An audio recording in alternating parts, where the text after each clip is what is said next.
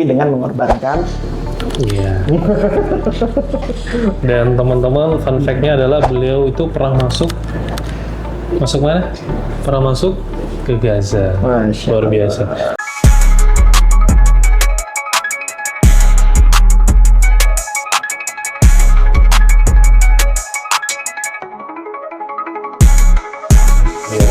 Mungkin bisa ceritain nggak Ustadz, dulu Gaza seperti apa dan Gaza yang sekarang seperti apa?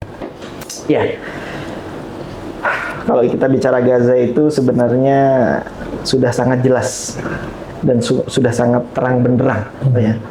Kecuali untuk orang-orang yang memang ditutup sama Allah Subhanahu Wa Taala.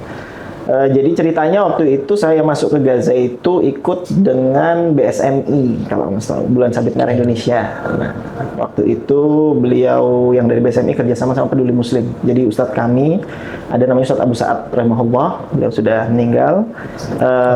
Waktu itu datang ke Mesir dan beliau bilang kalau mau ke Gaza. Dan qadarullah saat itu saya memang concern sekali terhadap apa yang terjadi di itu sana. Masih bisa masuk ya? Ya, karena waktu itu sudah zamannya Presiden Mursi, presiden yang dikudeta. Oke. Ya. Lalu setelah itu qadarullah saya ajukan paspor seminggu. Aman Daulah itu security service mungkin ya, atau apa ya bahasanya ya, kementerian yang mengatur tentang keamanan negara lah gitu. Nah itu cepat mengeluarkan visa saya untuk saya bisa masuk ke Gaza. Waktu itu saya ke sana dengan Ustadz Ahsan, namanya Ahsanul Ahmad yang sekarang megang pesantren Al-Quds di Samarinda. Nah kebetulan saya ketemu beliau di situ dan keluar pun juga alhamdulillah akhirnya jadi saudara. Nah kalau kita bicara sebenarnya keadaan di Gaza, ada poin penting yang harus kita lihat secara nalar ya, gitu. Karena menurut saya yang terjadi di sana, kita sebagai umat Muslim itu yang harus meyakini ini nih masalah akidah. Boleh kita membicarakan itu untuk urusan kemanusiaan. Boleh kita membicarakan itu karena masalah politik. Tapi kita sebagai umat Islam, saya meyakini bahwasannya yang terjadi di sana itu adalah urusan akidah kita. Bukan untuk kita membenci orang-orang Yahudi, bukan. Bukan kita untuk membenci orang-orang Kristen, bukan. Tapi yang terjadi di sana urusan akidah yang berkaitan dengan Masjidil Aqsa. Dan ketika saya ke Gaza pun, orang-orang sana meskipun dalam blokade, ya waktu itu saya 2013 setelah perang Furqan kalau nggak salah, Harbul Furqan waktu itu, mereka sama sekali tidak merasa keberatan dalam proses penjahat itu. Maksudnya apa?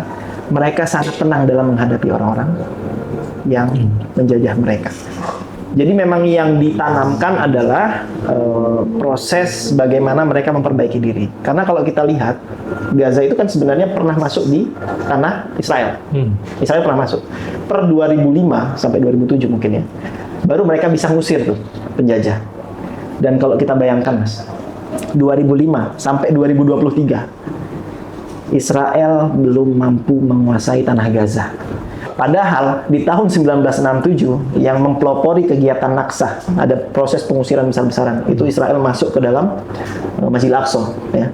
6 hari, kalau bahasanya menurut mereka perang Yom Kippur, perang 6 hari itu, Israel bisa menjajah 6 negara secara langsung. Iya, di negara sekitar. Betul. Ini ya. Ada Mesir kena, terus kemudian Libanon, kemudian Syria, kemudian Yordan, kemudian Palestina sendiri ya. Nah, itu 6 hari mereka bisa. Tahun 67. Tapi kalau kita lihat secara nalar sekarang nih, secara mata terbuka nih kita lihat, kalau kita buka Instagram semuanya sudah jelas. Mulai dari 2005-2007 itu sampai 2023, Israel belum bisa masuk. Apa yang membuat mereka kuat? Harusnya kita melihat itu di dalam. Afala tatafakkarun. Nah, itulah yang terjadi Mas di sana. Jadi kekuatan itu yang saya baca sampai sekarang.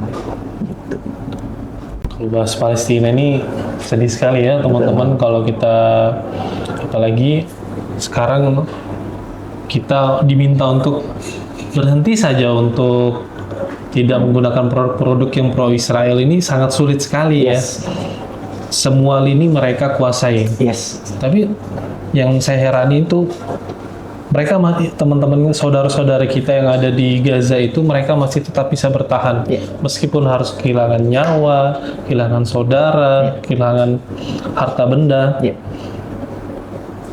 Saya tuh sampai berpikir ya Mas Bagas ya, kenapa Allah tidak langsung menurunkan azab gitu kepada bangsa Yahudi ini? Kenapa Allah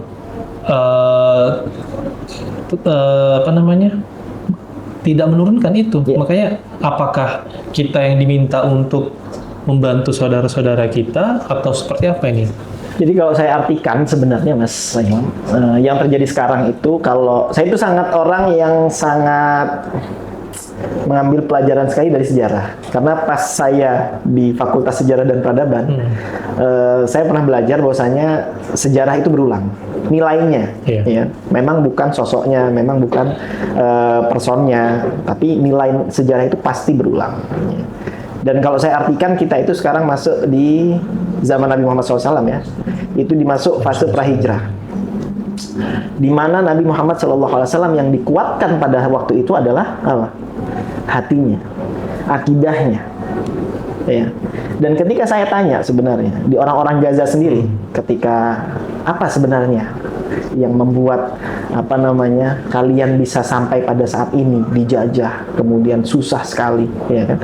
Mereka tidak pernah menyalahkan Sykes-Picot, mereka tidak menyalahkan siapa Theodor Herzl lah, yang bikin Zionis, kemudian dia datang, kemudian perjanjian Sykes-Picot yang membagi Syam menjadi 4 negara itu, enggak. Tapi yang mereka katakan adalah bagaimana mereka muhasabah diri. Orang tua kami di zaman dulu itu adalah orang tua yang tidak terlalu berpegang dengan Quran dan Sunnah. Orang tua yang tidak terlalu berpegang dengan apa yang Allah turunkan. Masih. Makanya kalau kita lihat nih di mungkin video Palestina lama itu, ada orang-orang yang nggak berhijab. Nah, itu yang akhirnya membuat mereka sekarang lebih kuat dalam berislamnya.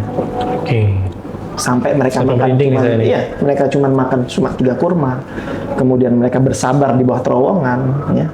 Karena mereka merasa bahwasannya Allah sekarang, jadi gini, yang saya tangkap dari mereka itu adalah Allah itu menguji sebuah bangsa itu dengan 2 hal. Yang pertama adalah dengan penjajahan, dan yang kedua itu adalah dengan nikmat yang berlebih. Kita sudah tahu negara-negara mana yang diberikan nikmat sama Allah yang berlebih sekali. Ya, Inna a'tainakal kautsar, ya kan? Makna al-kautsar bisa jadi di situ ada yang ahli tafsir mengatakan dengan nikmat yang berlebih. Nah, pada akhirnya adalah dimanapun kita ada di 2 posisi ini, tapi bisa membawa kita kepada keimanan yang lebih baik, maka kita termasuk orang yang sukses, orang yang lulus uji.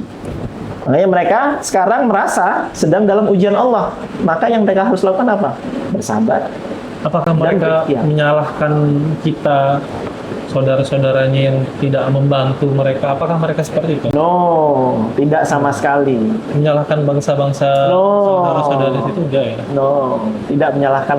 Mereka tidak pernah menyalahkan orang lain. Yang saya tangkap ya, yang saya lihat dan saya diskusi sama mereka, mereka hanya ingin dignity. Mereka hanya ingin mengembalikan kewibawaan Masjidil Aqsa dari pelecehan dari orang-orang yang menjajahnya. Makanya konteksnya di sini itu bukan karena kita benci Yahudi, bukan. Tapi apa? Karena kita membenci orang-orang yang menistakan Masjidil Aqsa. Itu poin penting dan besarnya ada di situ. Kalau kita sudah nggak punya ghirah, nggak punya semangat di situ, pertanyakan kepada diri kita sendiri. Makanya di beberapa khutbah yang saya sampaikan, itu adalah kita mendoakan orang Palestina, kita menahan diri untuk tidak makan produk pro Israel, itu akan menjadi hujah kita di hadapan Allah Subhanahu wa taala. Masya Allah, lagi hujan. Ya. Seperti semut yang membawa air kepada Nabi Ibrahim yang lagi dibakar, meskipun itu tidak akan mengurangi panasnya api, tapi menjadikan sebuah hujah kepada Allah bahwa saya ini pro Nabi Ibrahim, ya Allah, bukan seperti cicak ya. Makanya sampai sekarang cicak itu di apa sama Allah bahasanya itu? Ya, disunahkan untuk membunuh ya. Tapi kalau kita niat bunuhnya juga karena atau ya jangan. Ya. Tapi gini,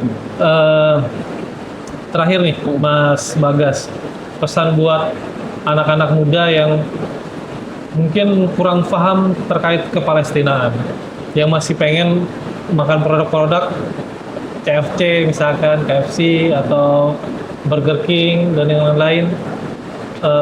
Sarannya nih apa nih buat Mas Bagas kepada anak-anak muda? Innallaha la yughayyiru ma biqaumin hatta yughayyiru bi anfusihim. Allah nggak akan merubah suatu kaum sampai kaum itu merubah diri mereka sendiri.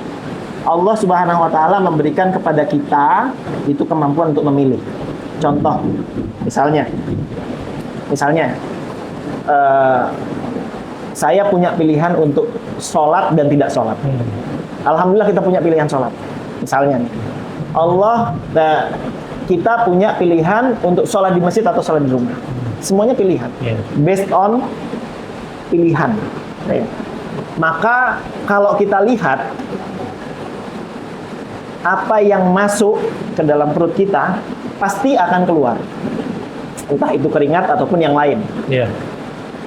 Dan apa yang kita pakai pasti akan kita lepas. Dan kita punya pertanggungjawaban atas apa semua yang kita lakukan. Waduh, ini yang berat nih ya. Iya. Jujur saya di SD Alam itu sangat marah sekali kalau ada produk-produk yang berkaitan dengan yang berkaitan dengan pro-Israel. Karena saya pikir kita minum, oke kita haus, oke kita dahaga, tapi leganya dahaga itu berapa detik? Sampai akhirnya dia menjadi sesuatu yang harus kita buang di kamar mandi, ya kan? Betul. Udah, cuman paling pol 10 menit, 15 menit, tapi pertanggungjawabannya di hadapan Allah. Sebenarnya simple, Mas. Sesederhana kita menentukan tujuan kita. Tujuan kita itu apa? Masuk surga. Masuk surga. Lalu kehidupan ini, setelah kehidupan, apa yang terjadi? Masuk neraka. Kuburan. Masuk neraka. Kalau itu Anda saja. Ya. Jadi sebenarnya tujuan kita, fase kita, itu hanya ada di dunia ini saja. Untuk bisa beramal baik, untuk bisa beramal buruk. Jadi tentukan pilihan. Pun di kuburan pun kita juga sudah tidak bisa beramal baik ya. Idza mata ibnu adama inqata amaluhu illa min salas. 3 aja investasi kita yang bisa, kalau bahasa anak sekarang passive income. Iya, benar. Itu aja. Itu aja. Tentukan niat kita untuk melaksanakan 3 hal ini. Kejar dunia boleh, tapi jangan lupa untuk menyertakan ketiga hal ini. Ini benar-benar ya teman-teman, bukan podcast sebenarnya ini. Jadi ceramah. Tapi makanya saya bilang ini, saya panggilnya Ustadz bukan Mas sebenarnya. Cuma beliau ini orang yang sangat low profile sehingga makanya kelihatannya masih seumuran ya. Iya. Emang seumuran lah kita kan. Oh. Terima kasih Mas Bagas. Iya, mungkin next ke depan perlu banyak lagi ditanya-tanyain, tapi for your information teman-teman, jadwal beliau ini akan ada di tahun depan baru bisa podcast lagi ya. Sibuk banget ini ya. Jadi memang saya sedang mengatur jadwal untuk bisa berangkat setiap bulan. Dan biasanya masa berangkat setiap bulannya itu 2 minggu gitu. Jadi berarti setahun berapa kali berangkat? Selain haji. Selain haji dan puasa. Oke. Jadi berapa? kurang lebihnya mungkin anggap 4 bulan. 12 kurangi 4. 8. 8 mungkin. Sekitar 8 bulan. Kali? Setahun ya. Setahun? Ya. Masya Allah. Iya. Amin insya Allah. Pengen ngajak sebenarnya. 8 kali gratis dan berpahala, bahkan dapat ma'isyah juga. Luar biasa sekali beliau ini. Dan teman-teman yang mau menghubungi beliau untuk jadi tour leader atau mutawif bisa hubungin beliau atau melewat Ane. Terima kasih buat Mas Bagas. Next season kita bisa bertemu lagi. dan lewat kata kita bercerita. Wassalamualaikum warahmatullahi wabarakatuh. Waalaikumsalam warahmatullahi wabarakatuh.